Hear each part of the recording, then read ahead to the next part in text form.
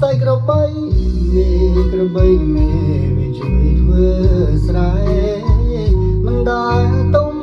នេះធ្លុំតែចាំវាជួរងក្របីខ្ញុំស្លូតជួយធ្វើការមិនដែលជុំតងទាំងជួទាំងរមិនដែលប្រកែកឡើយលោកក្របីមេចោលចោលប្រម៉ែឈឺធ្ងន់ក្នុងពេលជុំបាញ់លោកមិនតន់ជាសះស្បើបានចូលជាបានតែមួយរៀលក៏គ្មានឡើយថាថ្នាំ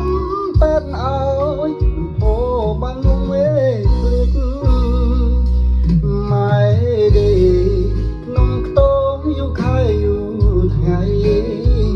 កូនប្រកូនស្រីឃើញអ្នកណាទៅត្រង់ព្រមម៉ែកូនក្រគេក៏ធ្ងន់ទួញយំលោកប្របីមេខ្ញុំសុយំព្រមគុណម្ដាយថ្លៃ